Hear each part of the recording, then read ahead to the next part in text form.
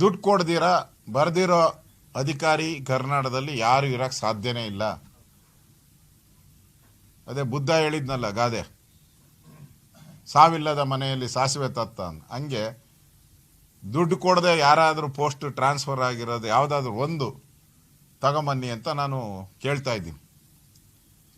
ಎಲ್ಲ ಕಡೆ ದುಡ್ಡು, P1 ಇಂದ ಹಿಡಿದು ಕಮಿಷನರ್ ಇದು ಸೆಕ್ರೆಟರಿವರೆಗೂ ದುಡ್ಡು. ಅದರಿಂದ ಈಗ 63% ಕಮಿಷನ್ ಆಗ್ತಾ ಇದೆ. ಇದರಿಂದ ಸರ್ಕಾರ ನಿಜಕ್ಕೂ ಲೋಕಾಯುಕ್ತರ ಹೇಳಿಕೆ ಮೇಲೆ ಕೂಡಲೇ ಸರ್ಕಾರ CBI ತನಿಖೆಗೆ ಒಪ್ಪಿಸ್ಬೇಕಿದ್ದನ್ನು. ಅದು BJP ಆಗ್ರಹವನ್ನು ನಾವು ಮಾಡ್ತಾ ಇದ್ದೀರಿ.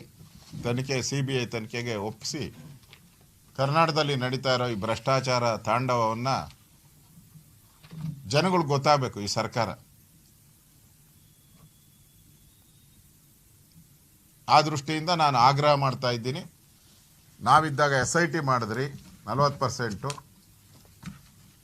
ಯಾವ ಕೋರ್ಟಲ್ಲೂ ಸಾಕ್ಷಿ ಹೇಳಿಲ್ಲ, ಬಂದು ನೀವು ಯಾರು ಬಂದು ಸಾಕ್ಷಿ ಹೇಳಲಿಲ್ಲ. ಈಗ ಸಾಕ್ಷಿ ಹೇಳೋಕ್ಕೆ ಕೋರ್ಟ್ ನ್ಯಾಯಾಧೀಶರೇ ರೆಡಿಯಾಗಿ ಕಾಣ್ತಾ ಇತ್ತು ಸ್ಟೇಟ್ಮೆಂಟ್ ನೋಡಿದ್ಮೇಲೆ.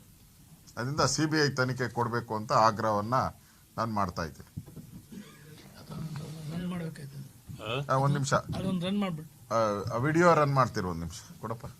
ಒಂದು ನಿಮಿಷ ಚಲೋದಿದೆ. ಓಕೆ.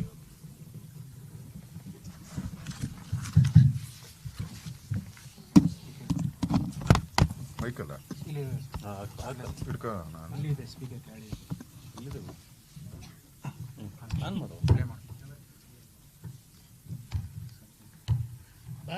ಕಾಣಿಸುತ್ತಾನಪ್ಪ.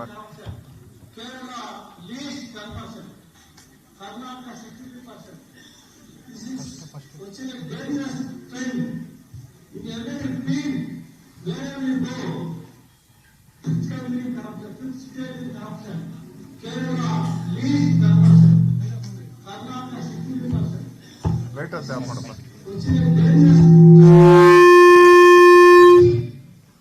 ಲೈಟ್ ಅಂತ ಆಫ್ ಮಾಡ. ಕ್ಯಾಮರಾ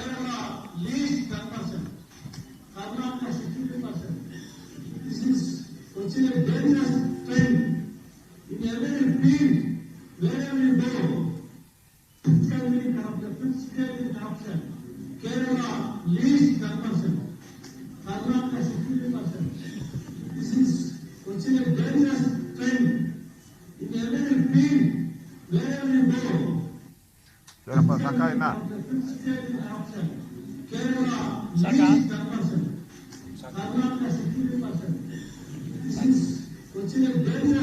ಸಾಕಾರಪ್ಪ. ಅವ್ರು ಹೇಳ್ತಾರೆ ಲೇಟೆಸ್ಟ್ ಟ್ರೆಂಡ್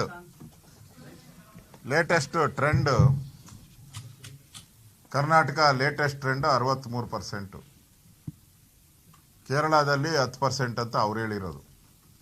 63% ಲೇಟೆಸ್ಟ್ ಟ್ರೆಂಡು. ಎಲ್ಲನ ಹೋಗಿ ಯಾವ ಇಲಾಖೆನ ಹೋಗಿ ಇಷ್ಟು ಕೊಡಲೇಬೇಕು ಅಂತೇಳಿ ಸಿದ್ದರಾಮಯ್ಯನವರು ಫಿಕ್ಸ್ ಮಾಡಿರೋ ರೇಟು, DK ಮತ್ತು ಸಿದ್ದರಾಮಯ್ಯ ಫಿಕ್ಸ್ ಮಾಡಿರೋ ರೇಟು ಇವತ್ತು ಲೋಕಾಯುಕ್ತರು ಅಫಿಷಿಯಲ್ ಆಗಿ ಅನೌನ್ಸ್ ಮಾಡಿದ್ದಾರೆ. ಕರ್ನಾಟಕ ರಾಜ್ಯದ ಜನತೆಗೆ ಅರ್ಥ ಮಾಡ್ಕೊಬೇಕು, ಇಂಥ ಕರಪ್ಟ್ ಸರ್ಕಾರ